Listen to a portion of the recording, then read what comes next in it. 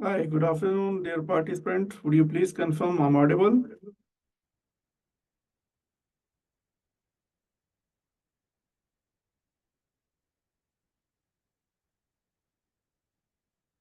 Yes, okay. Okay, let's start today's session. And before starting the session, I would like to share overview of today's session.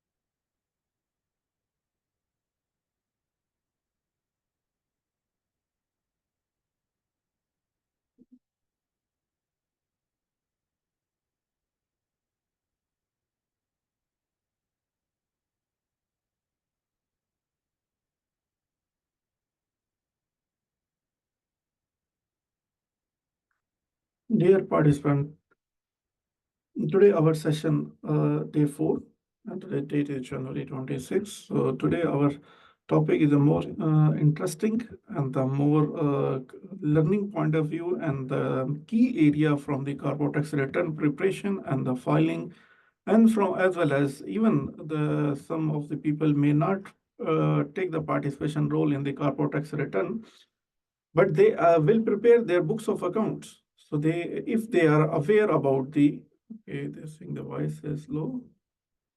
Let me try with this.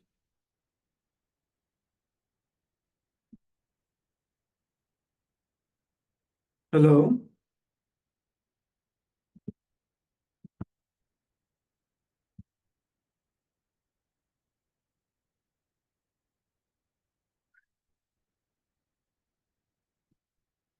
Please confirm if it improved. I'm just fixing.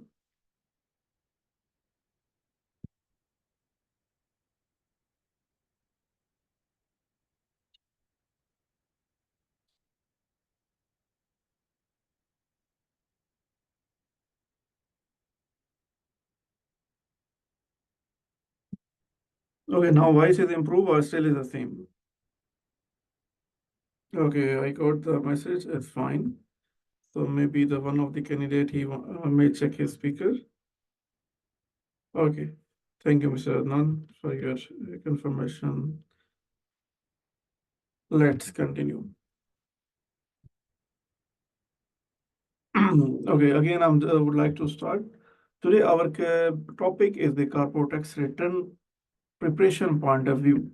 Still, today we will not discuss in detail this topic, but as earlier we mentioned, we are preparing our overall framework. Then we will go into detail on each topic, and we will understand the each topic what are the further implication.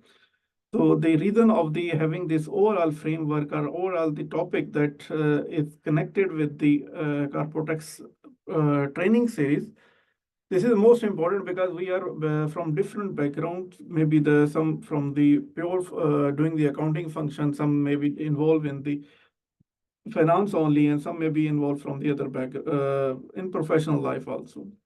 Maybe we all have the same professional qualification, but uh, as part of recent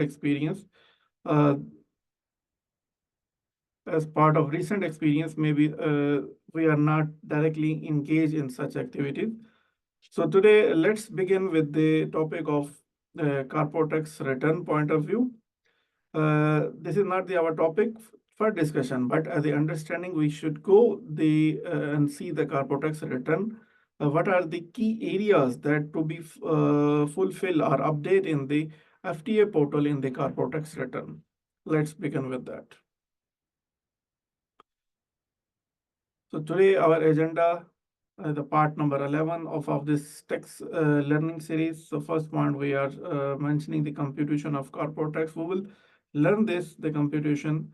But before that, we will go to the next corporate tax return overview, because why we do the overall framework sharing with you before starting the computation of corporate tax, because this is our main topic for today, the learning point of view. But before starting the topic, we have to understand why we gonna do this and why we need this and where we require this information, or where we require this learning, and what are the supporting component from the accounting and from the financial or from the other team members that we may require. So let's start with the first. We will start with the from the return point of view. Corporate tax return, this will be, we're gonna start, and we see the first topic is the accounting schedule statement of profit and loss. Again, this is the only for information purpose and understanding purpose. And what are the information is required? The second is the comprehensive income, that is also again the same, and statement of financial position. After that, we will come to the computation of corporate tax return, but that also will see the return part also, what are the adjustment.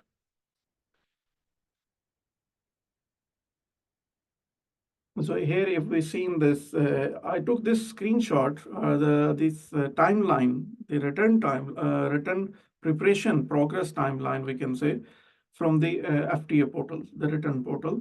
So this information, 1, 2, 3, we are not going to discuss. We're going to start from the 4, accounting schedule.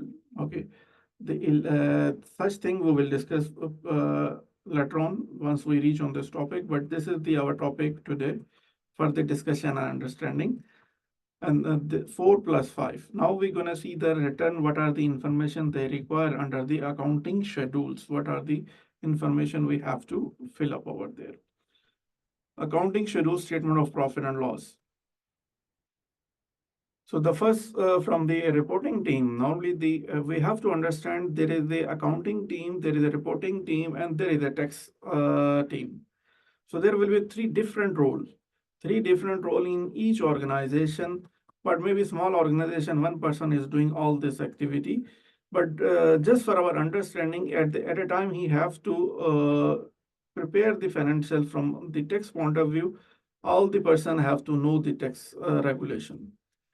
So the first, in each accounting team, there will be a bookkeeper, then accountant, then there will be a reporting team.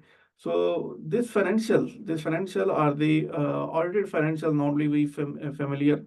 This financial are the financial statement prepared by internal team also, because in certain circumstance, the company do not need to prepare the audited report, because it's optional. We already have the discussion on this topic. So we are saying the reporting team will prepare the financial statement. The financial statement component we already discussed is a 5, but it is total is a 6. But mostly people are combining the profit and loss and other comprehensive income. So the first point in the financial statement, we are mostly familiar, profit and loss, operating expenses. We are not going to discuss the IFRS. We are just shown this information we have to put in the financial statement.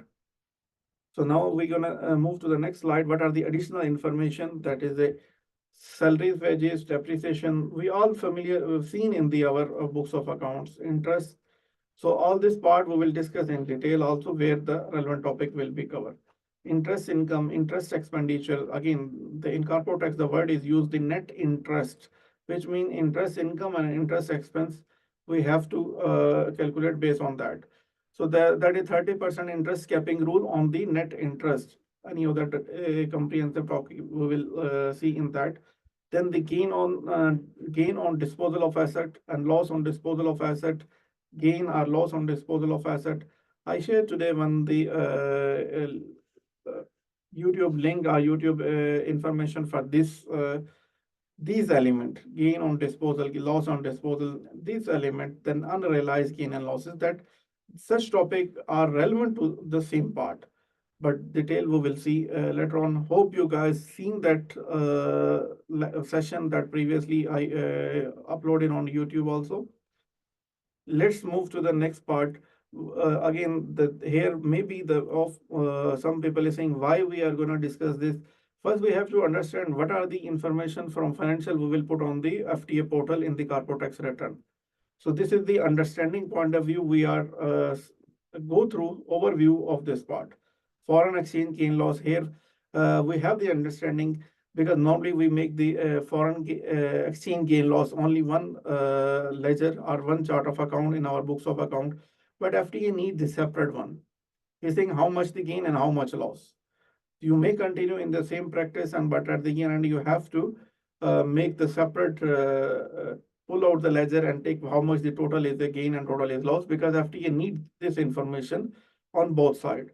But the on other side, if you make the convenient from your work life and improve your importing reporting, because improvisation will remain there in our accounting. Earlier, we are focusing only from the accounting perspective. That may be fit so far from accounting perspective. But now, due to the tax point of view, we need such information. If we make our chart of account in a way that gives the same information that will align with the return, that will be much helpful for you guys. Again, all these points, why is important? Because such chart of account must be appearing separately in your books of accounts. This point, why we discussing? Because if is appearing in your chart of account in the same line item, that will appear in the financial statement also. From the financial statement, what we are going to discuss here from the system, from the whatever the accounting tool you are using, if that accounting tool or the application or ERP will give you in the same way the information that will helpful for the return preparation and reporting purpose also. The finance penalty, because such things have some taxation regulation, maybe it's allowed, maybe disallowed. And the donation also, there is some donation is allowed, exempt from the corporate tax. Allowed and disallowed means some may be accepted as a expense and some may be not accepted as expense. Again, the client entertainment, we know that previously we discussed the 50% is allowed only. Anyhow, let's move to the next part of that, because this is just for overview purpose. We already seen the other operating income, dividend received. We already seen net profit and loss. This is the actual net profit and loss before interest and expense. If we because here interest already deducted, but our starting point for the calculation of the accounting corporate tax is the EBITDA, interest profit before interest and tax. And let's move to the next slide and see the statement of comprehensive income. This is the point where I referred. One session is uploaded on the YouTube, and you go and see this part. We have to understand a statement of other comprehensive income, because such things have the impact on the audit tax preparation. Why the impact is there? Because once you go and see the that session, it have comprehensive understanding with the example. If you already go through that, now you can understand why I was referring.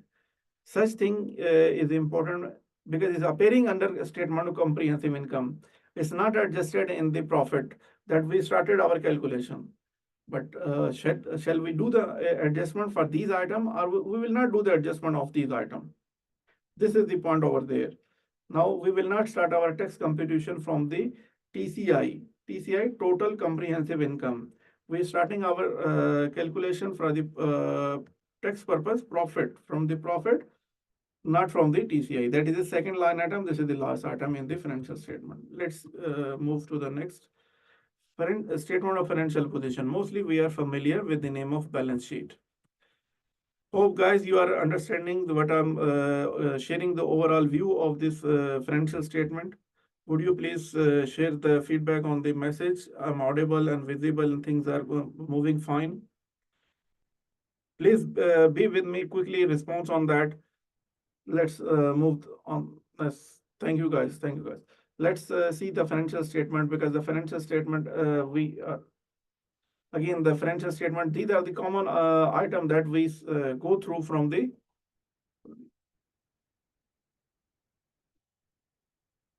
these are the financial statement. We already familiar with that, because these are the part of the reporting of the IFRS. There will be asset, non-current asset, property, plant, intangible asset, financial asset, All this financial asset would be as per the applicable IFRS. All this reporting would be as per IFRS. Mostly people was earlier also participating saying, and even the market is many. We are receiving the inquiry from the clients and as well as from the other our same profession background we are discussing. So they are also mentioning the common queries are coming. What to do with bad debts? What to do with the expenses? Here we already mentioned all the financial reporting. Please follow the accounting IFRS. You prepare your financial statement as per IFRS. As of now, there is no separate guideline. The word is used only the IFRS for the preparation of the financial statement. Now, after that, there is a couple of adjustments that we're gonna see that what are the adjustments. That the additional factor once you prepare the financial statement or the tax team will get the financial from the reporting team. Let's see the next part. Again, this is the further continue on the same. Now the liabilities side of the balance sheet, equity, retained earning. See here, if you've seen that even the authorities, FTA in the return, they saying total number of employees as part of reporting, we have to mention how many employees of the company. Because based on the analytic analysis, they will see whether the return submitted have the appropriate or no. Because there are different analytic tools they will use. So based on that, they are getting the information in the way that in the template they require. Backend, they have their own analysis team. From that analysis team, from that analysis of each entity, they will see, okay, they might send you the audit ticket or not send the audit ticket because they will go on sample base. Sample they will take from their initial analysis. Let's move to the next part. Okay, now we already seen the first part, the accounting schedule that is we already seen. Now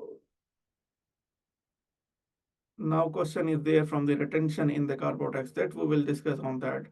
Please be with me because we will go as a random, then it will not be appropriate and uncomprehensive understanding for all the participants. But once the topic is coming for that, yes, your question in my mind, I will answer on that. And most of the question, even you are not raising, we already have from the client queries and already we receive from our participant also. Now here we're gonna discuss the adjustment. Because from the reporting team, we already taken the accounting schedule that we already seen what are the information is there. So now once we receive this information, what are the accounting adjustment and exempt income that will adjust in the profit? So this is the our now again from the return I'm taking this information and I'm sharing with you guys to have the better understanding. We will not go in detailed discussion as of now because once you finish all the training session, you will able to understand all this return requirement, how to fulfill, how to prepare yourself.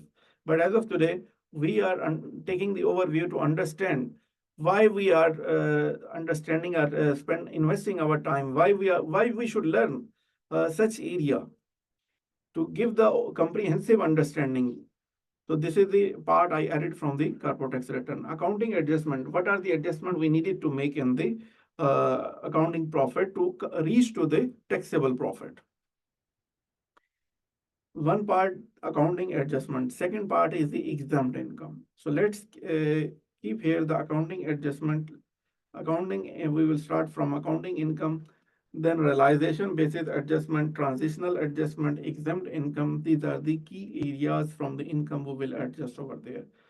Maybe realization basis, as already mentioned, unrealized gain and losses basis that we will see. Transitional, we're not going through as of now. Exempt, we already seen in the first session what are the exempt income, but for sure in detail we will go dive into that topic also. So as of now, we are on this stage and we're going to see the other part of the adjustment for our understanding why we're spending investing our time on that. Let's move on the next part because this will be more interesting and the better opportunity for the job seeker also that is currently landed in the UAE from even they have home country experience, they can learn the corporate tax and they will increase the chances of the selection. Accounting adjustment, accounting income for the tax period. So here the FTA will take the accounting income. What are the income? Then he will ask the next question, realize any capital gain and losses. So based on each area, what are the question and what are the additional information? First, we have to first we have to prepare our mind. What are the key area or topic and where it will be integrated, where it will be linked. So first we've seen the realize any capital gain and losses.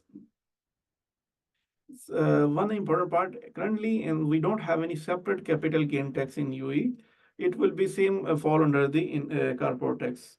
In other jurisdiction like UK and Europe, they have the capital gain tax. That tax is a more complicated, so they have different inside the corporate tax. They have the different taxation also. But as of now, all the income generated from the business activity or the activity that is fall under the business category, it will be fall under the corporate tax. Then for the that is a 9% except the M&E. Now the next question will be appear, does the taxable person account for any investment under equity method of accounting? Here the important part, the equity method of accounting. Why is the important? So this is again, what is equity method? Equity method as per IFRS, we already familiar what is the equity method and why is it required. We're gonna see that. If even you need the refresher, this concept, you note down this point and you spend some time online, you can search the data and you can go understand. Because this will, why such area, such outline, if you are prepare yourself, then when we're diving in the topic, you will have better understanding what we are discussing. Now the next is the equity method. Same, he will ask the information. Earlier we may mention the no, now we'll mention the yes. So additional information he will require. See, if in previous slide where we seen the no, I'm just moving here. If we mention no, so the relevant section of that part, it will not open.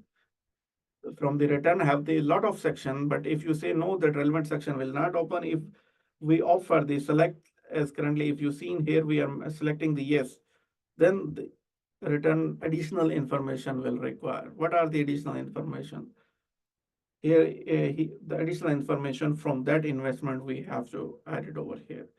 The profit and loss from that equity method.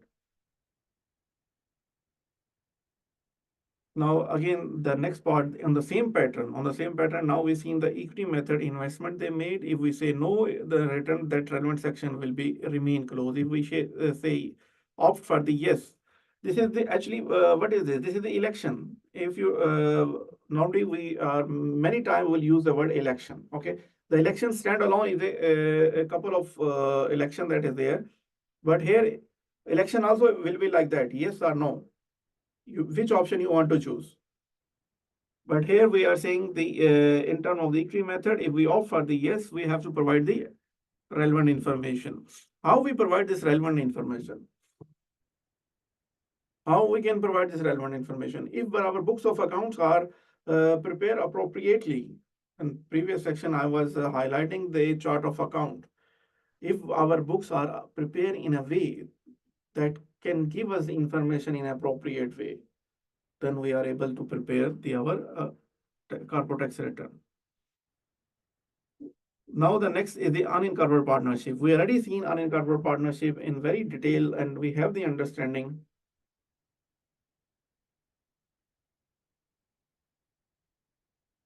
Mr. Adnan, we this topic in detail we did not discuss that you are requesting, but I'm highlighting this 2-hour session is there for better understanding. Please spare some time and go through that. Then you will get the answer and you will have the understanding, and then you will do the needful in the financial statement also, in the books of accounts also. Because as long as you are understanding the whole topic, then you are able to look in your organization, or support your client. But random information, yes or no, no. This is an inappropriate way to understand the topic, understand the taxation. Because if you understand the taxation appropriate way, you can apply in appropriate way. Because Tax have each yes or no, there is a back end. Back end, the comprehensive understanding, comprehensive the legislation. If you understand that, then you will get the appropriate answer. We have the experience with the other consultant as well, and as well as we have the experience with the tax authority also, FTA also. We meet their tax policy expert also whenever we ask the similar question, because our many person they are going over there to get the answer. Okay, this is our organization issue, this is we are facing, what we do. They do not answer in that way. You do you go, you choose option A, B, C. No, he will give you the reference of the relevant article, relevant legislation, and he will explain that legislation. But he will not answer the way that people ask, okay, because the consultant or even the FTA, they are not aware what is the organization business. Once you report, you prepare and submit, they will ask further queries. That's why in the written, they ask separate information or separate question. But you, to understand better, please go through that session and you will have the better understanding. You can give your management suggestion also, whether this is the which option is a better for you, because this is a management decision. Why the management decision? Because each organization policy, procedure, and the way of operation may differ. Their priorities are may differ, but within the legal means, which will be suitable for you. Hope you will spend time on that. Let's move to the next. Unincorporated partnership. If we already seen the unincorporated partnership and in why we need it and where we need it. We already understand the comprehensive, but in return, if we opt in the beginning, yes, you are part of the unincorporated partnership, then here it will ask the further information. But if you opt for the no, written additional questionnaire will not open. If you opt for yes, the additional questionnaire will be open. So now these are the additional information from unincorporated partnership that to be fulfilled. So keep in mind, update your books of account. If you are owner of the company or the group of the company, they have, this is not only for natural person, or this is part may apply on the juridical person, LLC companies as well, because they might have the joint venture with another corporate for project based or many other firm. They do some, they normally we call the JV, joint venture. Based on that, they do some projects together, and that fall under the unincorporated partnership, subject to the appropriate information. That because you, when you have this idea, you go and read the document, you will understand whether it's the unincorporated partnership or LLC, because that we already discussed in previous section in very detail.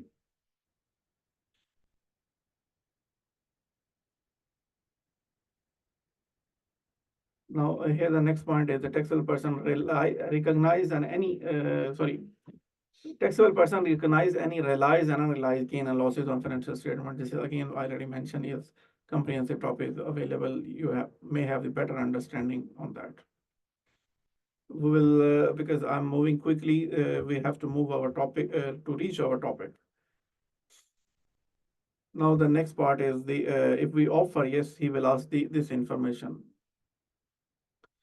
The why this is important. Here you will see the return this query. If you say yes, the same. If you say yes, then he will ask the gain reported in the financial statement that would be subsequently be recognized in the income statement. Because as of today, whatever the return information in the previous year and this year, in the first return, two information you have to be updated. Why? What some information is coming as the opening balance and some information from the closing balance, and such information may have subsequent impact. You have to give, okay, if you have some amount of unrealized gain and losses today, but you go on realization basis, you have to notify. You have to notify, yes, in future I will receive this much gain. It may change, but as of now, you have to give the information. Anyhow, let's move to the next point, that is a transitional adjustment. Again, the transitional adjustment we will not see in detail. This is the one of the additional topic that not so far we seen that. Qualifying immovable property. Here you will have the understanding purpose. Now, if we say yes, the below information will be appear. Accounting on the uh, adjustment in respect of gain on elected immovable property owned prior to the first tax period. Now, this first tax period, whatever the properties of the organization or the national person they have to register their, they have to do the evaluation. There is a two method. We will discuss in detail what are the two method and which way you will go, because you have to log the property value. Either you go on the cost model and log the property value, or you can take the revaluation and give to the FTA in the first return the valuation. So this is the what is saying the immovable property owned prior to the first tax period. Maybe the property you own for 1 million before the first tax period, and the life of the property, the 20-year, you already spent completed the 5 year and depreciated for the 5 year. Now remaining is a 15 year. So later on, you can adjust the depreciation or take the benefit from apportion base, because whatever the gain at the disposal, you will apportion over based on the asset life. Whatever the apportion before tax period, that will be untaxed. Whatever the after tax, that will be taxable. Even this complete corporate tax return demo already uploaded on the YouTube as well. Here I'm taking the same slides from that demo only, because I prepared the in September 2024 that return demo and shared online for better understanding. But I'm now adding the slides from the same demo. Here again, if the qualifying intangible asset, again you may not understand what are the qualifying intangible asset, but now you are locking in your mind, okay, these terms are this area we need to invest our time and learn what is that qualifying intangible asset. So below the why we need it, because we have to give the information in the return. So this topic you note down, and you have this time you may spend from your side also. Now the qualifying financial asset and the liability which are on prior to the first tax period. Again, if you offer no, there will be no further questionnaire. If you offer yes, the further questionnaire will be open. So mostly we've seen the asset prior gain and loss. This is the two common question mostly they will ask for the first tax period, on prior to the first tax period. Okay. What is this? This is opening balance. Opening balance. What are the opening balance from the last financial year? That will be the opening balance of the accounting first tax period. So you have to do the analysis, working comprehensive, and keep the figures are ready. Realization basis adjustment. Okay, now this is the realization, because previously he taken the from previous year realization basis. What are the balances are there that will be adjusted in the first tax period. Now is unrealized gain and losses recognized in the accounting income in the current tax period. Again, the same information. If we offer no, he will move forward. If we offer yes, then he will ask that information. We have to provide to the information. This is the point where the critical and our first return is the most critical, where we are considering to prepare our base for the future compliance, for the future appropriateness of the company.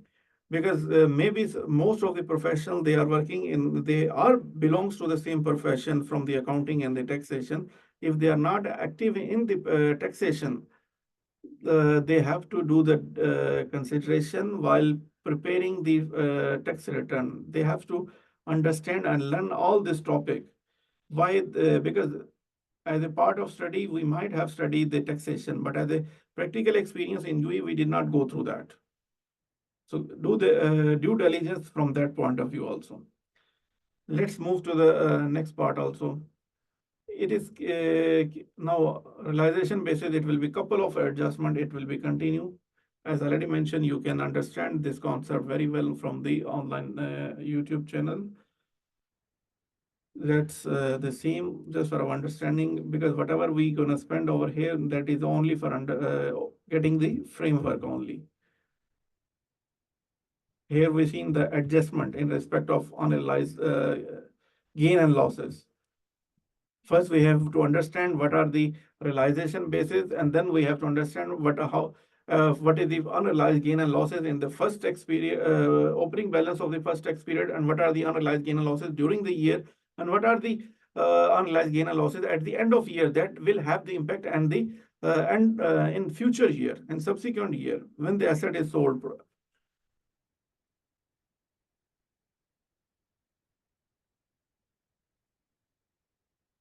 On the same way, same pattern depreciation of the other adjustment in the same fashion, we are continuing on that.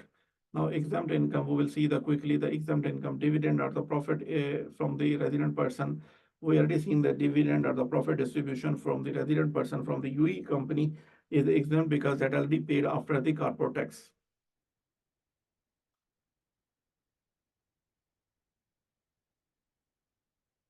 If we receive from the foreign juridical person, that we have to see is meeting the condition of the exemption or no, because the local we already seen is exempt on all the way, but from the foreign juridical person, we have to test the participation interest. The participation interest, that no, just for basic understanding, we have the criteria as per the FTA. There is a compliance 4 million or 5% of the shareholding of that company, because minimum must be the 4 million and at least the 5%. So there is a detailed understanding on that. We will dive into that.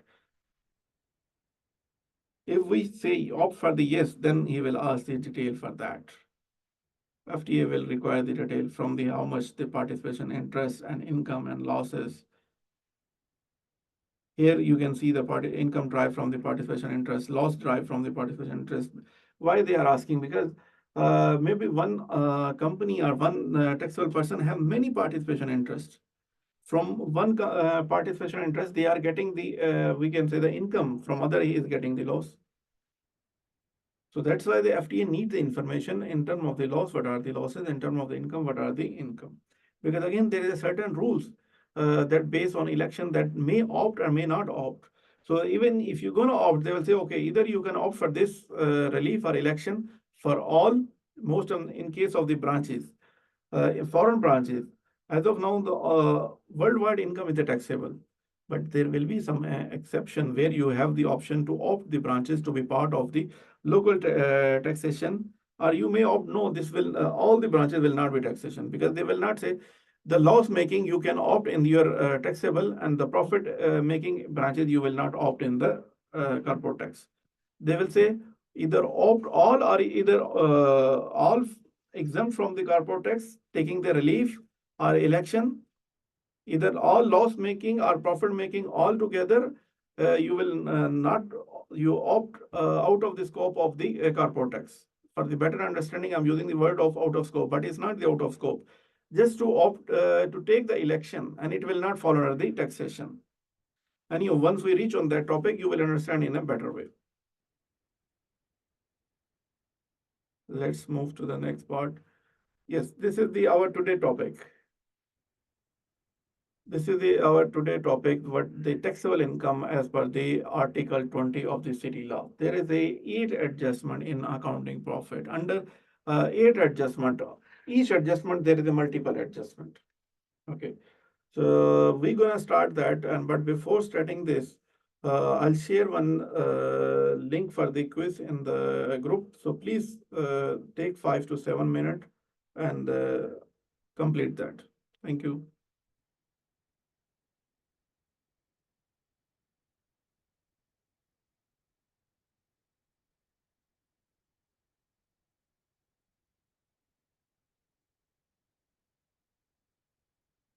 And there was one request for the prayer also. If you participant want to go for the prayer also, please take the 5 minutes for the prayer also. Although this will be our time is very short, but as part of the prayer, we cannot say do not go. Please take your call on that also.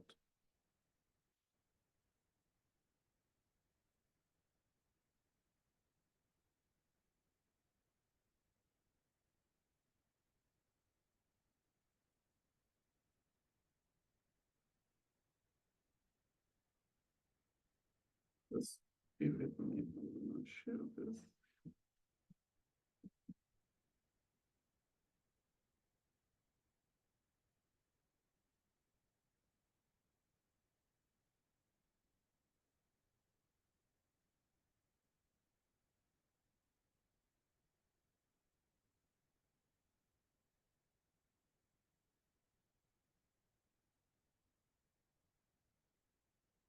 Hope you guys received that.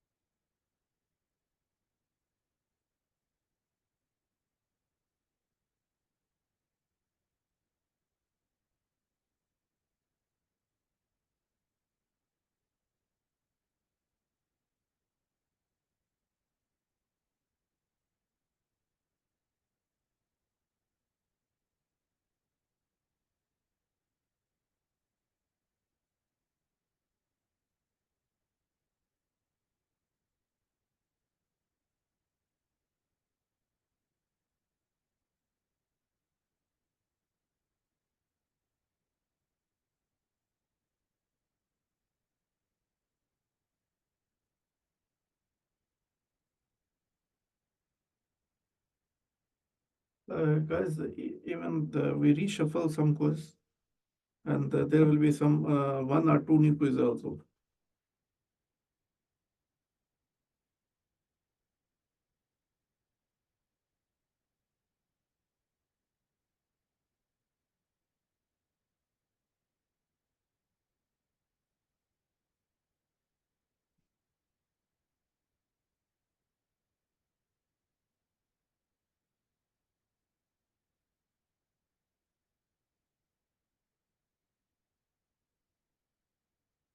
Link we already shared in the group also.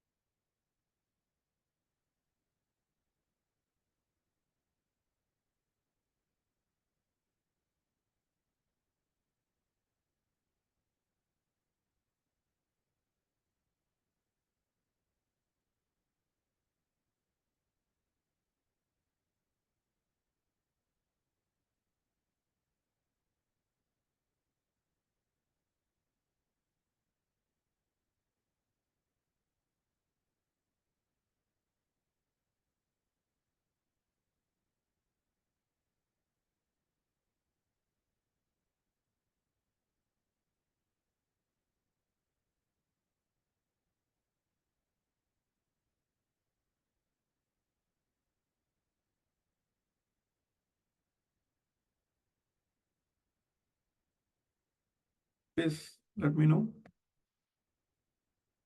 Mr. Zunair, please share your quiz.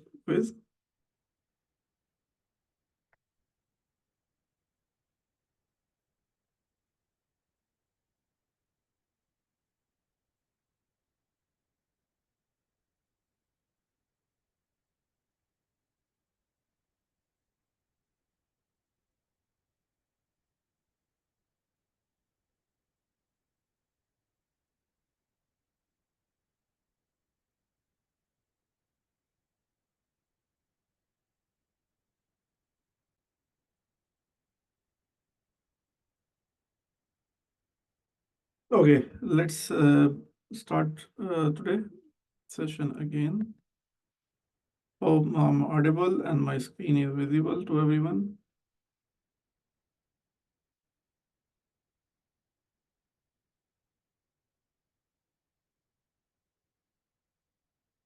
Guys, I'm audible. Please confirm.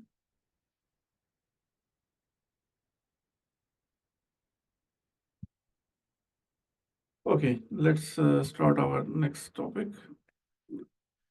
Taxable adjustment.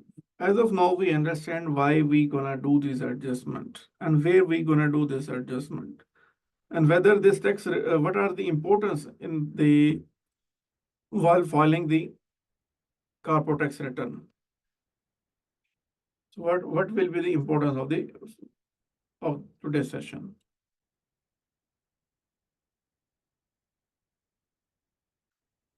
Here I mentioned the city degree law 47, but the corporate tax law, this is they announced the taxation in 2022 in May or somewhere. But as of now, after the corporate tax law, the many cabinet decision, ministerial decision, and the FTA decision, and the tax procedure law, and the FTA guideline is available. So what we have to go through while preparing ourselves for the taxation, we have to go through all the part, because maybe something in the city law they already mentioned, but in degree law, they give the amendment for the same. So from where we can get this? From where we can get this? So we can have, I share the link, the Ministry of Finance. So would you please open the Ministry of Finance link and see what are the things covered over there? Just for our understanding, I'm gonna open that and share with you guys.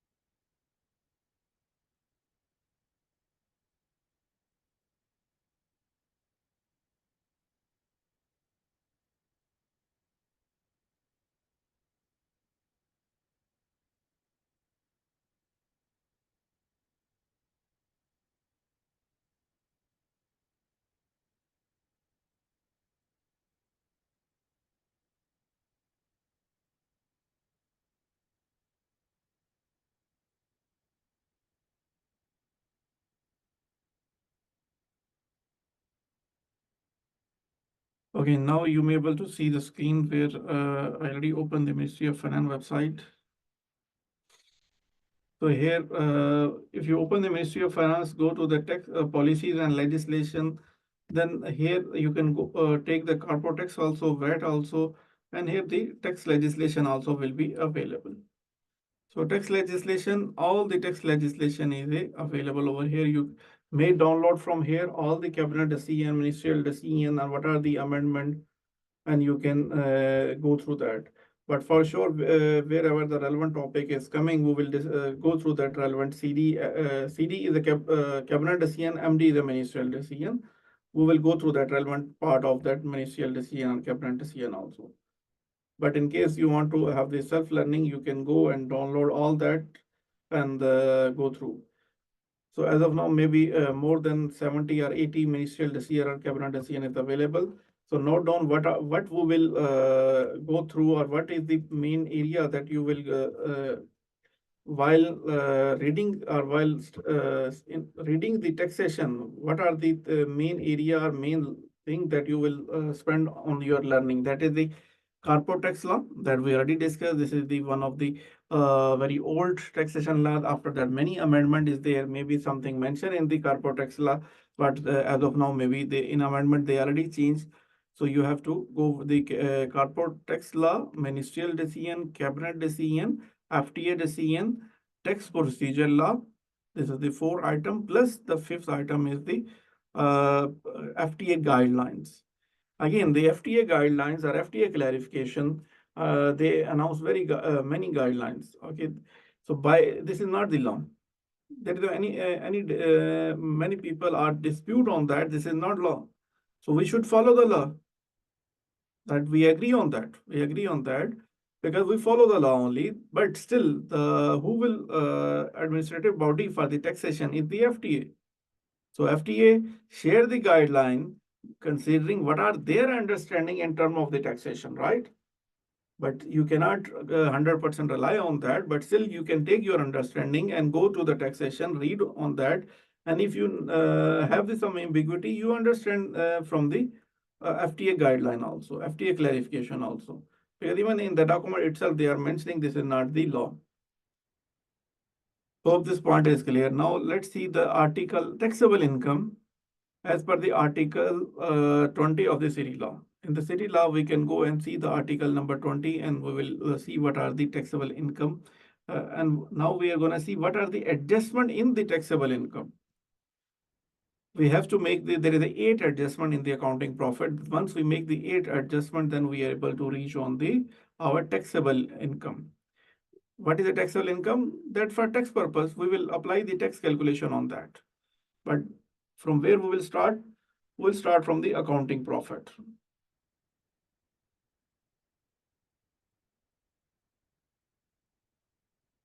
Yes.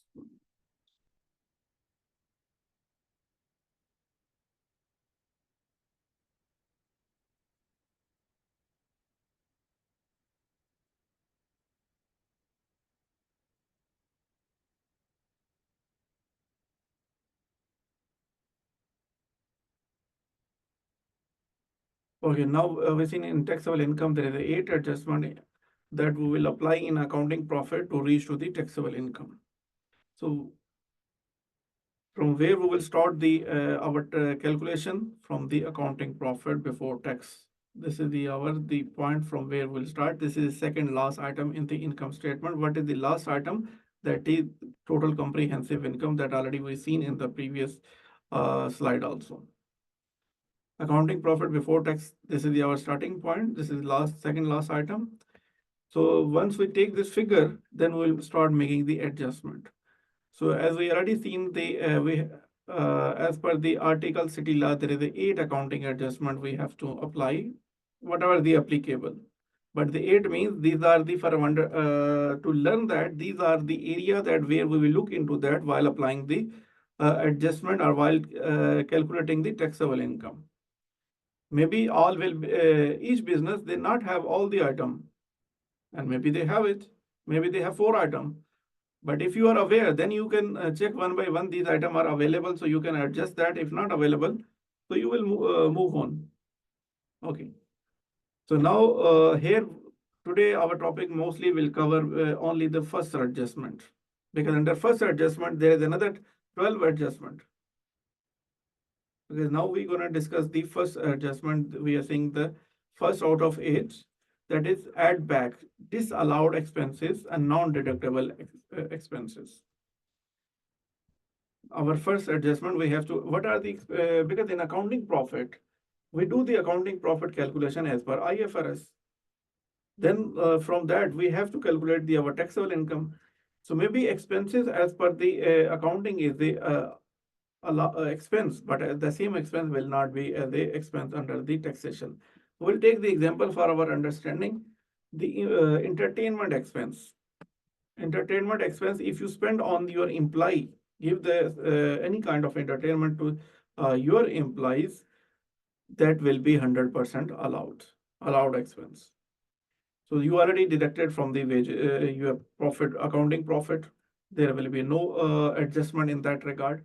But if you spend the entertainment expense on your customers, vendors, other stakeholders, owners, partners, directors, that is the ownership or the connected person, other stakeholders, all the other stakeholders, then that 50% is allowed only.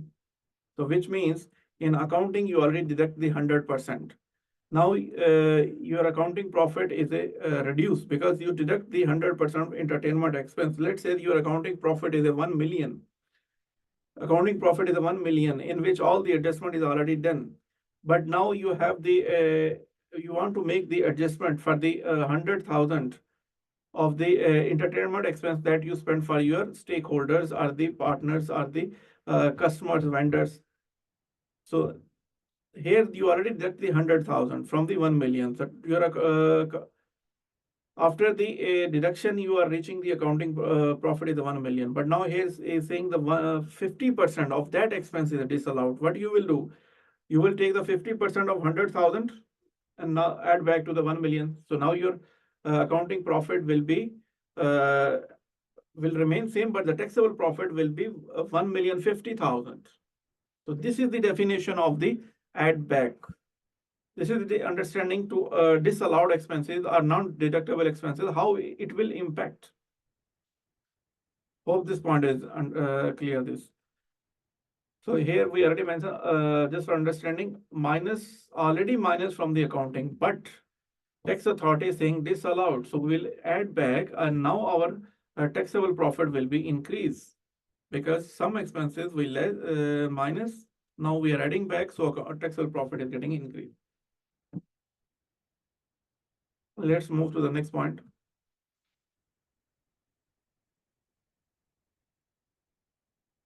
Now here the allowed expenses. As per Article 28, there is a list of allowed expenses. We have to see that what are the allowed expenses that may be wholly and exclusively for business purpose. These are the allowed expenses. Maybe as accounting profit we deducted or not deducted, we will see in the detail and accordingly we'll make the adjustment. But here the most important, not capital in nature, asset amortization and depreciation allowed. Yes, we already seen according to the tax period, not personal, allowed as per the ministerial decision. So allowed expenses, we will go through the Article 28 later on because now we'll continue on the add back or the add back and disallowed or allowed expenses. Now, as of now, we wish to continue this part, then we'll come back on this also. So here we have the list of disallowed expenses written in the Article 33. Now, would you please go on Google and search the city law Article 33. If you go and search the Article 33, there's a list of items will be appearing. So that we're going to discuss. Due to because time is not our time is limited window, so you can go and check. If you have any query, you can share with me. I'll reply on that. But we are going to discuss the same way for our understanding. But later on, we may go through the article relevant article also. Let's start from here. Listed below item. Now we are discussing the 12 item. This is one of the item that is the list of disallowed. What is saying disallowed? The first adjustment, under the first adjustment, there is a 12 disallowed item. So that we're going to discuss over here. Grants, donation, gift to the non-qualifying public entities as per cabinet decision. In the VAT, we already seen, or in the first session or second section, we already seen the public qualifying benefit entities as per the cabinet decision. So Ministry FTA already shared the public qualifying entities list. If the entity are falling in that list, is appearing in that list, then you can deduct that expense. If it's not falling under that, that is a disallowed. Why we do that? Because to avoid the anti-tax abuse, GAR rule they made to avoid the people look the way being because people might not interested to pay the full taxation. They are routing the transaction from the such charities or donation related organization. They might set up such organizations, small organization, and facilitate the avoiding the taxation. So to monitor that, to manage that, to control that, FTA during the VAT stage, they already announced the qualifying public benefit entity in terms of the donation grants.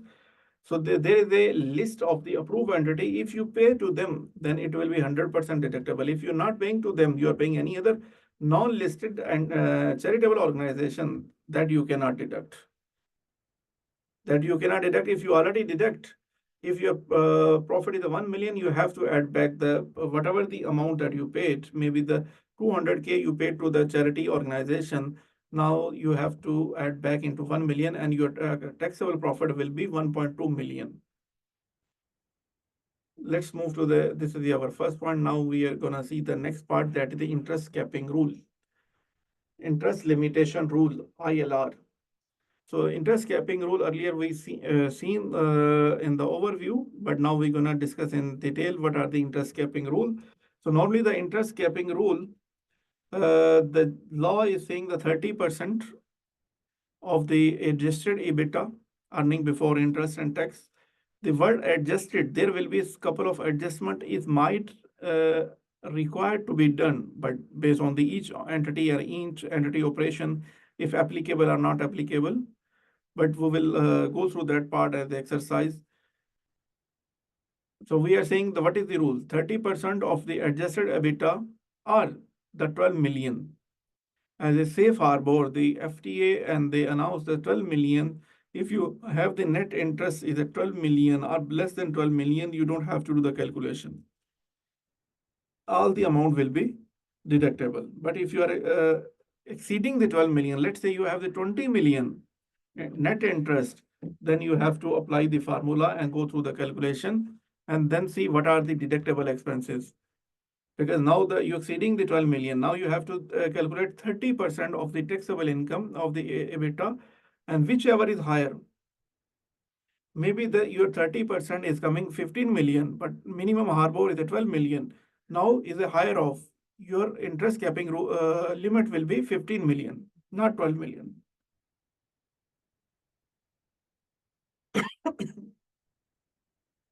So here we have the article 29 and 31.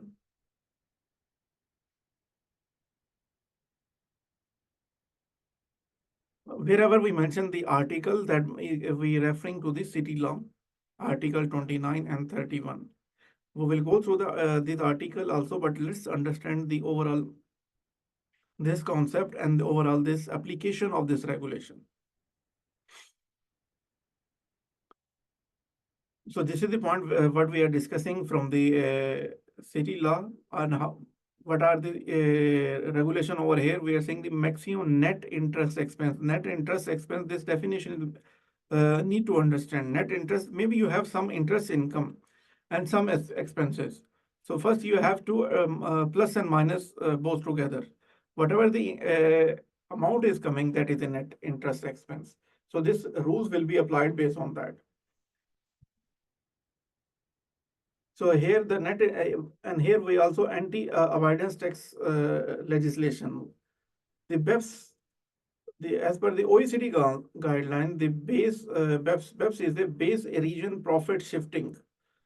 So the OECD, they made this BEPS maybe in 60, 70 years before, and they are keep refining, in latest version either 2015 is available, the BEPS origin profit shifting. What is that?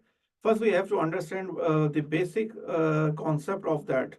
Why the BEPS applied this? Because the taxation in the UAE is coming from the as per the OECD guideline. But this is not the 100%, but they follow the OECD guideline. But as per the taxation, the main content or the main framework they taken from the Netherlands. From Netherlands, they taken, plus they follow the OECD guideline and some other adjustment they made on that. So base origin profit shifting. What is that? Just for our understanding, we will do some exercise also in the same topic. If the one investor or one owner, they have company in the UK, in the Europe, any other country of the Europe, and in the UAE. or they have any other company or branch in the other part of the world, maybe the Africa or maybe any other where the taxation are not the higher. So in the UK and Europe, the taxation is reaching up to 19%. If we go in the corporate tax, or maybe certain area, it will go up to 30% also. But let's say even in the 19% the corporate tax in the UK. So what they will do to avoid the tax, they will increase the tax. They will reduce the tax base. How we will reduce the tax base? This is I'm not suggesting to do the such things, but I'm giving you the understanding what are the basic understanding why the OECD they developed the base origin BEPS this model. To understand that concept, I'm giving the example. If they have one company in UK, they're paying 19% corporate tax, and one company in UAE they are paying 9% corporate tax. Another company in the another part of the world, let's say in Africa, will not mention the name, where the taxation is the 5%. Now we have the three different taxation. One is the 5%, another is the 9%, and another is the 19%. So which one is the beneficial for them? Because if they avoid the tax, they pay 5% is the much benefit, because now in that case they are securing the 14% of the taxation. Versus if they come in UAE and they say the 9%, still they are saving the 10%. So now they will do their calculation and they go through the legislation and they will see what are the possibilities where they cannot, within the legislation, what are the allowed things that they can to manage to optimize their tax liability. So let's say they want to reduce the profit in the UK. So what they will do? They will increase their expenses. While doing this, we will say, okay, they are reducing the tax base, which means they are increasing the expenses. How they will increasing the expenses? They will do the transaction in a way because they will take the loan from the UE company and they will pay the interest expense to the UE company. Once they pay the interest expense, their interest will be their tax base will be reduced. Why? Their profit will be reduced because as a interest they are shifting their profit to the UE, and here the profit is the 9%. So eventually they might save the 10%. To avoid this such things, they put some cap. They said, okay, interest cap rule to avoid such profit shifting. They introduced the BEPS. So this is the one of the interest capping rule as per the BEPS model. So here, what is the law in UE? We have to while doing the calculation of the interest, how much is the allowed and how much is the disallowed. Here we are saying the allowed means that in the accounting profit you can adjust, and disallowed you cannot adjust to calculate the corporate tax. As per accounting, maybe you are deducting the 100%, but in the taxation point of view, you have to make the adjustment. So they think higher of. What is the higher of? 30% of the EBITDA. EBITDA is the adjusted EBITDA. And 12 million is a safe harbor. So this concept is safe harbor. If your interest, net interest is a 12 million or less than that, then you don't have to do all this calculation. But if it's exceeding 12 million, then you have to do the calculation. You have to calculate the adjusted EBITDA, then take the 30%, and that the higher one, that will be your limit. Up to that limit, you can deduct your expense, and rest all will be added back to your accounting profit. Here we are already seeing the taken from the BEPS OECD action plan. Now the second part, if they are discouraging the interest, so what they are doing, they are encouraging the equity. People, instead of taking the loan and putting into their business, they're saying invest your own funds, invest your own money into the business. So they encourage, they want to, another point, another perspective, we might understand they are encouraging the investor to bring the funds in the UE and invest in the UE business. So here we are discussing the net interest. What is the net interest? Just here I prepared this net interest expense, interest income plus minus both. Then it will be appear the net interest. So then on the net interest, we will apply this rule. Let's move and see some example of that. We are going through the example to refine our understanding, because without example, maybe this concept, some of the people is understandable, but still not the understandable for all of participants. Example, here we have 4 to 5 example to just for improve our understanding regarding this. EBITDA is 100 million. What is the EBITDA? Earning before interest and tax and depreciation allowance. Okay. So net interest is the just to make the simple example, our net interest, we are saying if you have the interest income and an interest expense, we already net off. Now we have the interest expense is a 35 million and EBITDA is 100 million. And what is the rule or what is the law is saying? He is saying the minimum is a 12 million, but your net interest is exceeding is the 12 million. So which means we have to do and see the calculation, because 15 million is more. So as a safe harbor, that is a 12 million. So if we deduct only 12 million, we are losing the big amount that will be increase our tax base. So that how much it will be? 23 million. So 23 million, still the interest is there that we cannot deduct. So what is the legislation is referring? They think take the 30% of the EBITDA. What is EBITDA? 100 million. If we take the 30% of the 100 million, it is the 30 million. So now what is the interest cap over here? Higher of. So 12 million is higher or 30 million is higher? So now in that case, our interest cap is up to 30 million now. Basic one is a 12 million, now is a 30 million. So which means from this 35 million, we can deduct only 30 million and balance 5 million will be carried forward up to next 10 years. Even that balance amount is, you can carry forward. This is your deferred tax asset. This is deferred tax asset. What is the deferred tax asset? In future year, you can adjust against your tax liability. But the limit for this deferred tax asset on 10 years from the after the ending of this tax period. After the ending of this tax period, but we have to keep the schedule of that, because for this amount, this 5 million, it have the 10 years from after the end of this tax period. Because every year you may have the additional interest expense, but you have to keep the schedule.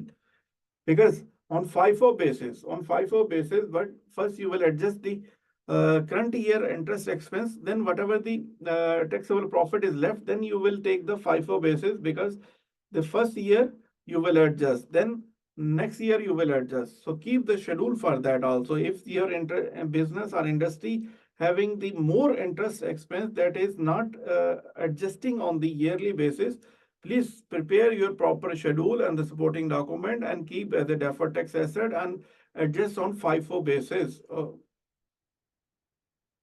Let's see the next example. Anyhow, here we add the answer. From this 35 million, 30 million is allowed, 5 million is disallowed, and this 5 million carry forward. CF is a carry forward next 10 years on FIFO basis. Now we're going to see the same example. Here we seen the year 1, and here we go for the year 2 also. This is the year 1. What is the outcome from the year 1? Example 1 we are considering is the year 1, and what is the outcome? So here the outcome is that disallowed interest expense is the 5 million that we carry forward to next 10 years. So if the same organization, the next year, year 2, now again we're going to see how it will work. The EBITDA is 100 million. Net interest expense for the year 2 is 25 million. Now, and if the year 2 we have 25 million, how much from the previous year? That is the year 1, the brought forward, that is the 5 million. Here one concept we understand, the previous year from year 1 is a carry forward and it will be added in the year 2. This is the one point we understand, but there is another point on the same line that we're going to understand. First, we will adjust this 25 million. And if still we have the taxable profit, then we will adjust from the 5 million, okay, on the FIFO basis. Okay, now we've seen in the year 2 is the 25 million, the interest expense plus the brought forward is the 5 million, total is the 30 million. So now here we're gonna understand how much the interest we can apply over here.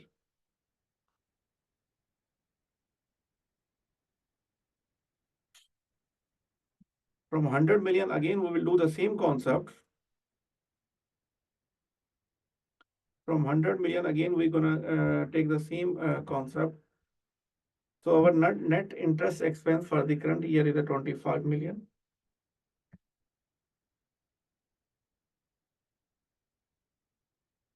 If we take the 30% of the 100 million, it is coming the 30 million, that interest capping rule. The interest capping rule. Now from that 25 million, we can use from the current year, the first, then from the balance 5 million, how much will be adjusted and how much will be carry forward.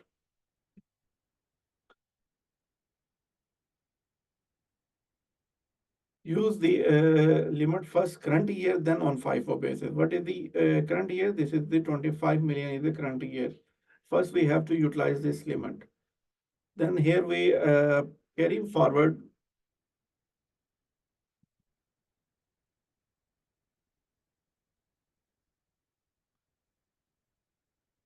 Here we can utilize the 2 million in this year and 3 million is carry forward to next year. Again, there is a another rule that is a 75% from the current year we can utilize on the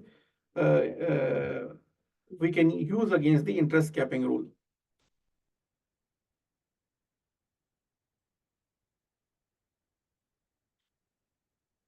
Let's move to the example 3.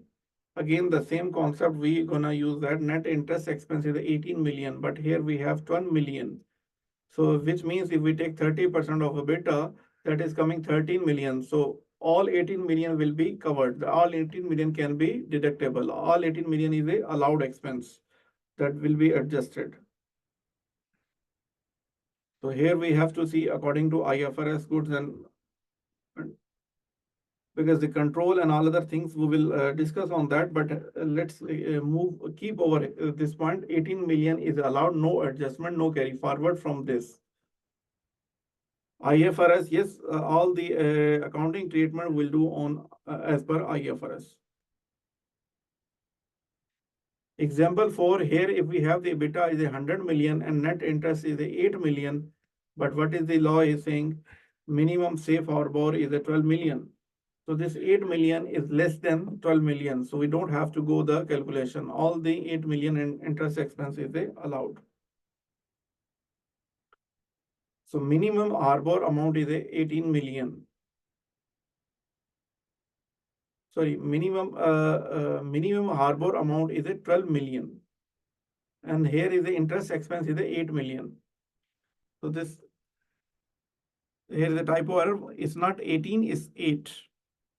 Okay, because the current year expense is 8 million and minimum harbor is 12 million. As long as the interest expense less than 12 million, no need to calculate. As long as within the allowable range, we will deduct all the expenses. So no need to test a capping rule. Here, this the abbreviation brought forward CF is a carry forward. We may use this abbreviation in our presentation. Just for understanding, we shown below the legend also for such abbreviation also.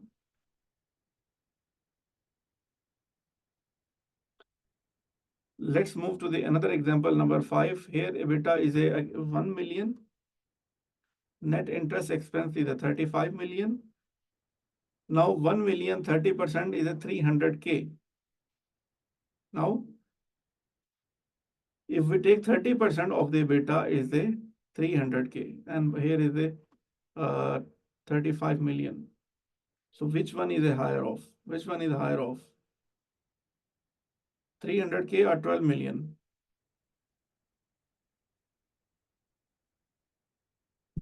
So we said higher off. So higher off 12 million is a higher. Even we are calculating the 30% of the EBITDA because the EBITDA is only 1 million. Interest expense is 35 million. So higher of is a 12 million, that is our safe harbor. So 12 million is allowed, 23 is a disallowed, and this 23 will be carried forward to the next 10 year. Now the example number 6. During the the trainings and during the client, they will say, okay, if we paid more interest expense, can the FTA will give us a refund? FTA will not give the refund. Because if you have the more, you have the tax asset, you have the deferred tax asset, but you in that you can utilize only, but you will not get refund from the FTA in that regard. There is a which scenario you will get the refund from the FTA. In the VAT, we are getting the refund based on the different industry. They are getting the refund on that. But in FTA, you will pay the corporate tax, but only the few scenario where you will able to get the refund. What are the scenario?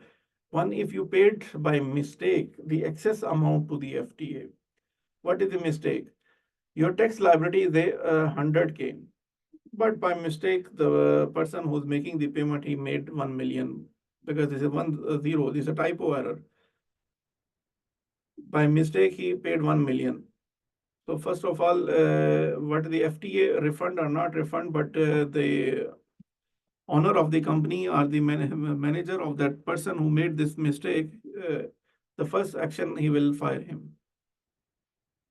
So next, the FTA, then they will approach to the FTA and they will give the clarification. Then FTA may proceed with the refund of that based on the appropriate evidence. Yes, this is the mistake, and the FTA before refund they will do your audit as well, because FTA have to ensure that you are taking the refund from us. Your return must be the accurate. In case of losses, or in case of because loss will come based on the calculation, so FTA will not give you a refund. One scenario we discuss, in case of mistake where you excess paid, you will get the refund. And the second scenario is the withholding tax. Withholding tax as of now in UAE is 0%, but in future it will be increased. But again, the withholding tax we are discussing for the UAE, not for the international or the in GCC or in Saudi. Currently, many companies paying the withholding tax. Even they are getting the funds in UAE, but they are paying the withholding tax. So that withholding tax you can adjust as the taxation, but that also not fall under the refund. Only excess amount or the withholding tax that you paid in the UAE, you will able to get the refund. Currently, withholding tax paid in the UAE, we are discussing currently is 0%, but in future it may come also. So next point is the no interest capping rule on the following person. Here we already seen in juridical person, we are saying, okay, what is the interest capping rule and what are the calculation of that. So now let's move and see the understanding interest capping rule. Which person that where the no interest capping rule will be applicable. One is a natural person. Natural person interest capping rule. What is interest capping rule? This is the interest capping rule. They're saying up to 12 million is the allowed expense you can deduct. But then 30% of your EBITDA, whichever is higher, this is the interest capping rule. But this rule will not applicable on natural person. Whatever the amount of interest he have, that he can be deductible. Who's in natural person? We already seen the natural person in terms of the unincorporated partnership also. That also fall under the natural person. And let's move to the next, that is the financial institution, banks and insurance. Because such institution, their main stream of business or the main product associate with the interest. So it will not applicable on that also. Even the financial institution, the banks, they are paying the Emirates level taxation also, but as long as they will pay the corporate tax also. Then third point, historical loan. What are the historical loan? The historical loan on or before 9 December 2022, before the announcement of the corporate tax. Historical loan they taken for the public projects. what are the public projects? We might, for our understanding, take the metro or Etihad Rail. Currently, we might familiar the Etihad Rail also is on certain level is ready, and they might open they already may be open, or they about to open the travel from Dubai to Abu Dhabi on Etihad Rail also. Metro, we already seen that this is also the public benefit project. So maybe the loan is taken for such projects. So such interest loans, they are fall under the historical loan, which means this is the interest capping rule will not calculated on that. Whatever the interest on that, it will be allowed and deductible, but subject, here they mention the lower of. Here they mention the lower of. What that mean? Here is mentioning the higher of, but here is mentioning the lower of. This is also in their favor. What is the lower of? We will understand in the example also. What they think, if you taken the loan uh, at let's say the 5%, and now the loan is a 10%. So up to 5%, whatever the interest is exempt, and additional 5%, that is the increase that later on that will be fall under the taxation also. We will go through and understand in detail also. So now we have to understand the what is the loan calculation. So normally we are familiar with the LIBOR. What is the LIBOR? Can someone explain what is the LIBOR, SIBOR, KIBOR, IBOR? I appreciate if you send the message in the chat.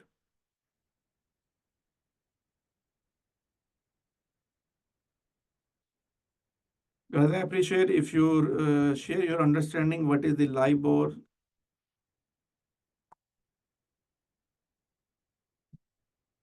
Yes. Thank you, Mr. Tayyib. Now the each, yes, one of the other person, he said interbank borrowing rate. Okay, yes, this is the comprehensive definition. Now on each London, LIBOR L is the London, and SIBOR, KIBOR is the Karachi interbank borrowing rate. IBOR, the last one, is the Emirates interbank borrowing rate. So the definition of our understanding the between the banking, they are giving the loan to each other. So this is the terms they use, because the historical loans are what are the long-term loans. They normally say, okay, the calculation for the long-term loans, they will say, okay, our profit is there, let's say the 3% plus the KIBOR, plus the LIBOR, plus the IBOR. So now this, because if the interbank rate is getting changed or the central bank rate is getting changed, if central bank rate is changed, so the bank saying, okay, our profit or our income will not be changed, will not get affected due to that. They don't want to lock the total percent of the interest. They're saying, yes, LIBOR plus 3%, IBOR plus 3%. So this is the calculation, because what they're saying, the IBOR is not the controllable factor under their control. This is central bank who's controlling on that. So they fixing based on that. So that's why this historical loan, the percentage may change. But here they're saying the lower of. Whatever the lower of, that will be exempt. Whatever the higher of, additional amount, that you will fall under the interest capping rule also.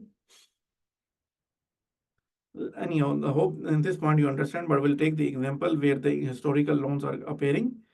We'll apply in the same fashion and we'll understand. So lower of, let's say in 2022 is it 10%. And 2022 is a 10%. Now is a 6%. So which means at that time he's paying 10%, but now the 6% is already the lower of the 6% is exempt.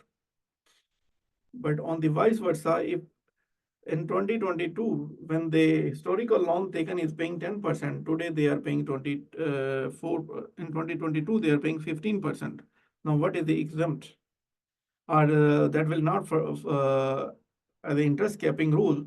What are the exempt? This 10%. This is the exempt. Balance 5% will be part of the tax calculation. So on the additional, you will pay the tax. Up to this is exempt.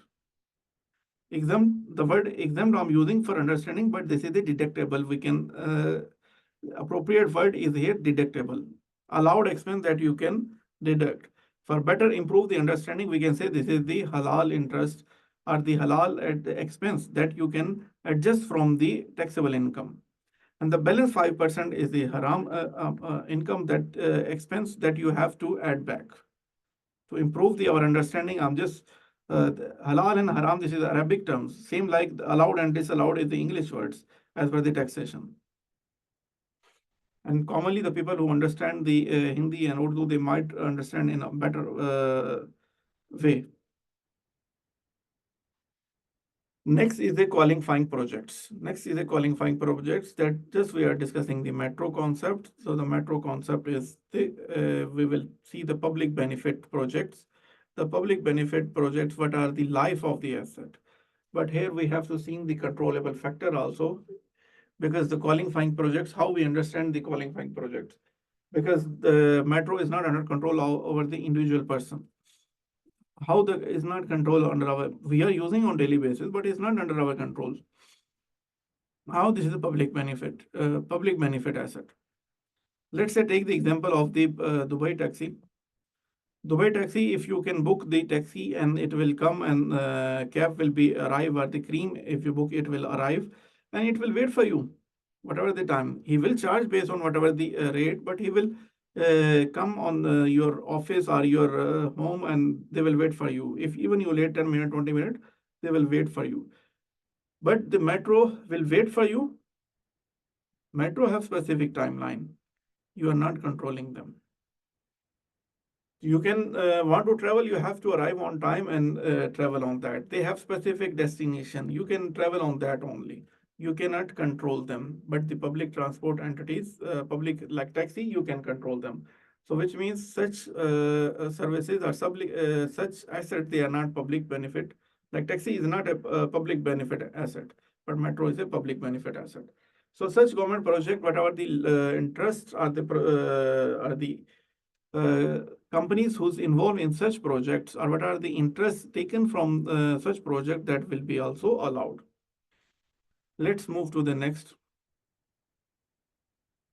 Here we discussed earlier the mode of financing.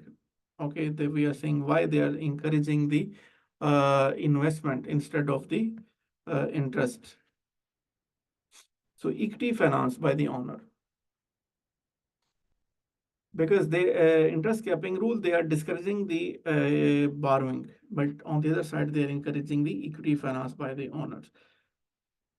So here the point is very important understanding purpose, because why we gonna, here will be detailed discussion, equity finance by the owner. What are the benefits from the equity finance by the owner? Permanent source of finance, no maturity date, because we normally seen the share capital in the companies. So this is not the owner will give you today and tomorrow they will come and ask, okay, no, give me this back. That's not happening like that. So this is a permanent, but if you take the loan from the bank, so they will ask, okay, what is the duration of the loan? 1 year, 2 years, 1 month, 6 months.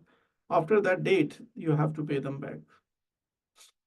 So that's why we're saying equity finance is the owner, permanent source, no maturity date, discretionary payments. What is discretionary? If once you have the profit, you will pay them. Then the redeemable preference share, that also we have to understand, redeemable and irredeemable. That because from there some element of the interest is there, so that element we are calculating under the interest capping rule. So cost of equity is a dividend and optional. Because the cost of equity, you will pay the dividend. Once you have the profit, you will distribute, and this is not mandatory or not on the specific timeline you will pay. This is the benefit what we are advantage we are seeing under the equity finance. Let's see the next point, that is the debt finance other than owner. Earlier we seen the advantage of the owner, equity finance. Now we're gonna see that debt finance other than owner. What are the other finance? Bank loan, redeemable preference share. Here we are seeing irredeemable, but here you see redeemable preference share. The main difference in the equity finance is a irredeemable preference share, and this is redeemable. So mostly, hope you guys are familiar what is the redeemable and irredeemable. Okay, now the on the debt finance, we've seen the redeemable preference share and the issuance of bonds, sukuk, debenture, notes. Mostly we are familiar with such. The government issue the debenture, sukuk, or bonds as part of monetary policy to control the cash in the market. They have the different policies based on that. They proceed on that. Next is the leasing of asset. Bank finance the asset you can take on that, but this is the temporary source of finance. Next is the non-discretionary payment and non-discretionary payment. What does it mean? This is not the optional. You have to pay. Here we are saying the discretionary as per if you want to pay, you can pay. Optional, but this here is in you have to pay interest, because if you're not paying the interest amount or installment to the bank, if you have the lease asset, bank will come and take the asset also. The common example is the car. Okay, if you're not settling the bank on time, they will seize your car. Let's move to the next, the dividend and the profit distribution to the owners. Distribution to the owner, any payment not fixed or contingent on the financing program. Here again, we are understanding why we need the cash financing and what are the difference. We are understanding because if you pay the dividend to the owner, you may pay at any time and may not pay.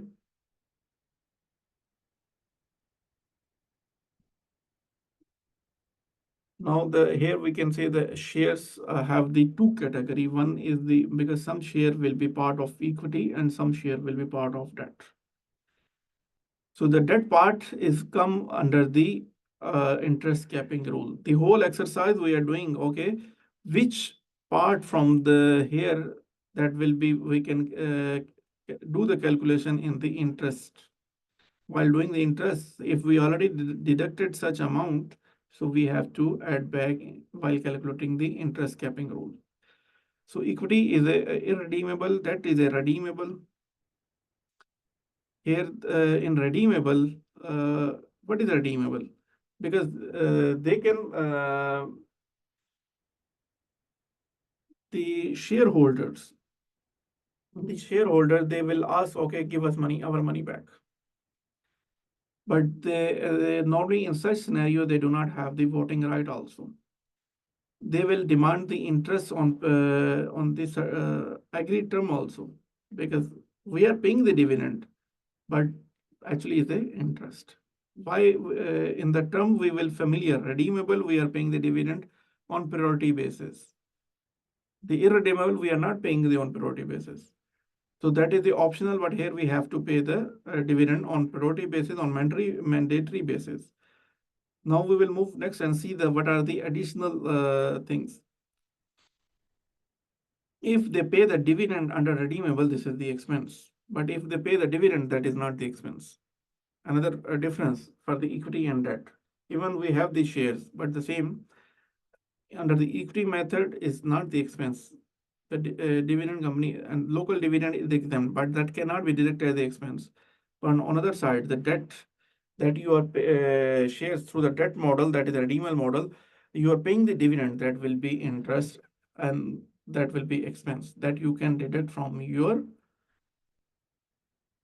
profit, from taxable income. But how much you can deduct? Again, such portion we will add into net interest.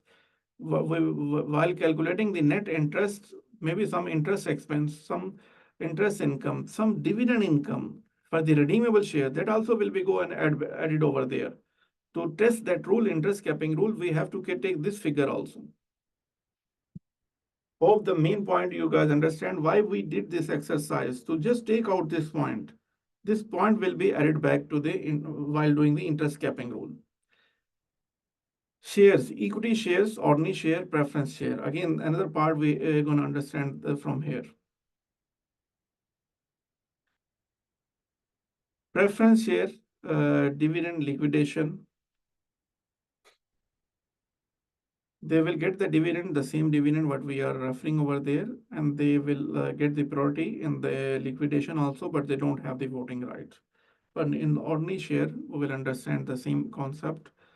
Here, the preference share, the same. Here we understand the redeemable preference share, debt liability. This is the debt liability. Okay. Irredeemable equity, no payment. Under the preference share, again, the two category. One is the normal share, other is the normal share means the ordinary share. The second is the preference share. Under preference share, there is the two category. One is the redeemable preference share, other is the irredeemable preference share. Redeemable, it will fall under the debt, and the amount of the dividend is paid as the expense. The fourth is the entertainment expense. The fourth entertainment expense, what are the entertainment? Meals, transportation, air ticket, admission of gym, movies, such kind of benefit the big corporate they are giving to their employees, giving to their stakeholders, giving to their management as well. So now we have to see what are the such entertainment expenses like the annual dinner, annual party, to celebrate their annual the profit or the any project they achieve. They have the big milestone that they completed that, so they might do some celebration. So in that celebration or in such event, they might invite the employees also and invite their customer also, or might invite their uh, owner also, partner also.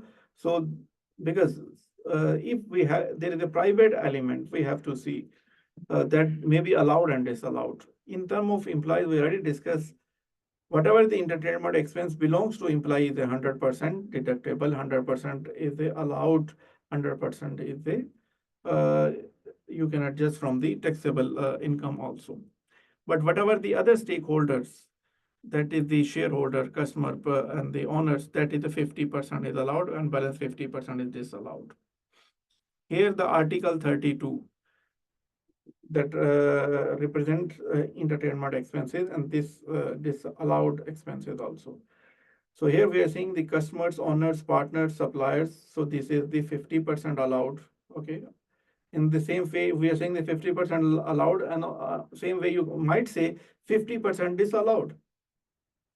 Just to have the better understanding, you might say 50% allowed and might say 50% disallowed. Other way around, it will be the same. Staff, 100% is allowed. 100% you can deduct.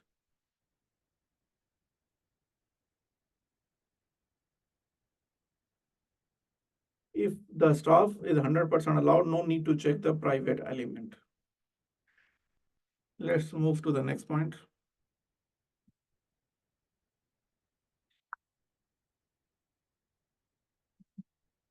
Next, the drawing of goods from business for personal use. We are taking the example for the personal use, and we will understand. Normally, we've seen the even from accounting also, the personal use is not allowed expense for the business. But anyhow, let's go through this example for better understanding. Our income sales is 100K and cost of goods sold is 50 million.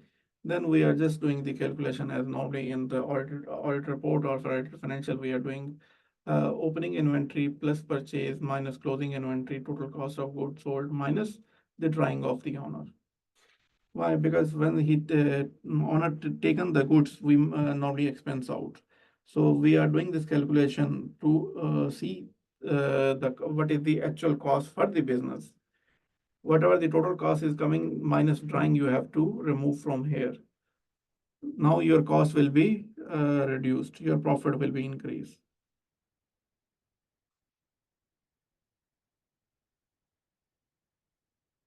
Now here in terms of the car, normally the people take the vehicle for the companies give the vehicle to their employees for the business trip, normally salespeople or the procurement team or the senior management. They give for the business purpose or the private purpose. So this is a very gray area how to define that. Even they give for the business purpose. Our understanding, even they give for business purpose. How to define that? How to define that? You may set some reasonable method where you can justify the the business usage and private usage. But if is a small amount or the small topic that do not invest more time, just exclude as a from the taxation. The same concept you may take from the VAT also. The VAT, some guideline is already there on such travel expenses, telephone expenses. Might be we already prepared some internal, some benchmark, internal some calculation, use the same calculation.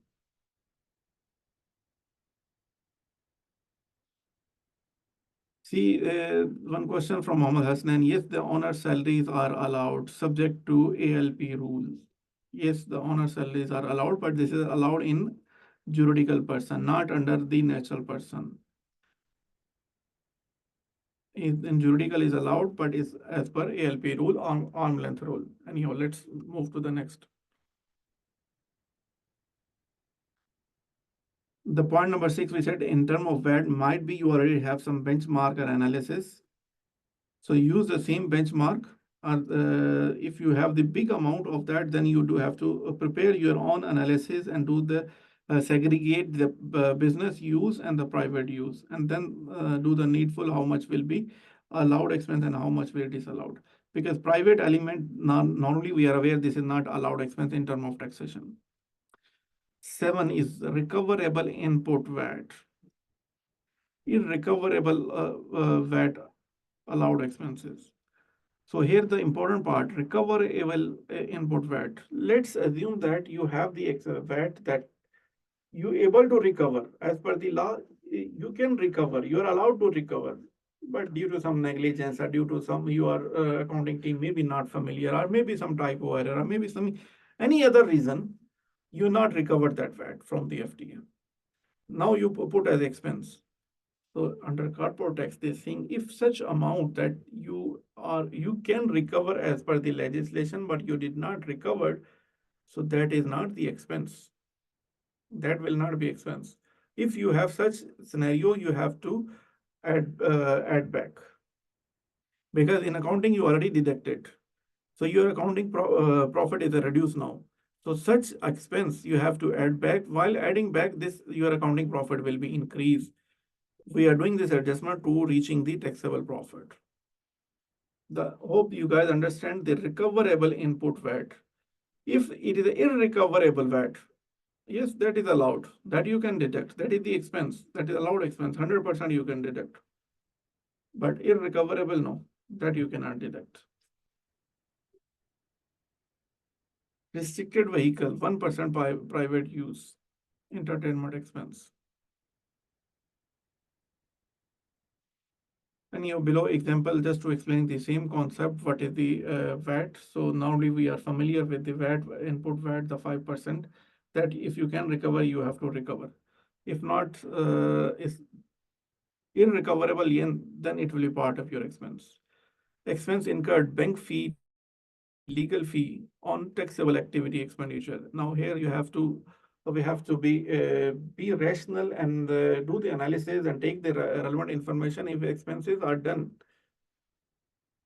In terms of the bank fee, normally if we are receiving the payment from the customer and paying the payment from the customer, there is some bank charges.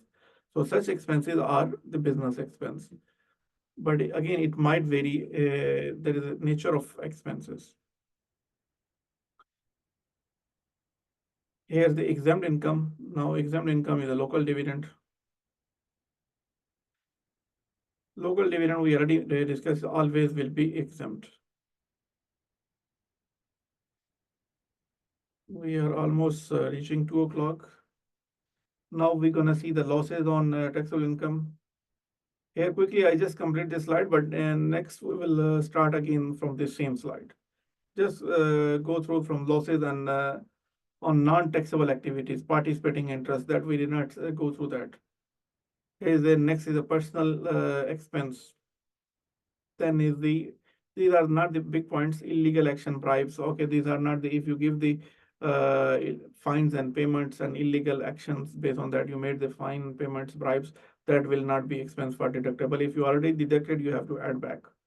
Personal expenses, we already familiar that this is the private element, it cannot be deducted. Now the 12th point, any other payment by the ministerial decision or cabinet decision. If they specified, yes, it's disallowed, so that you will be added back. Up to here, our topic is covered. So this 12 point under the first adjustment we already covered. Under the first adjustment, the mainly are the initial 4 or 5 point, but other also for understanding we already discussed. Now the second adjustment is less exempt income that we will start our next session. So I'm closing this. So, but if you guys have any question, please let me know your question.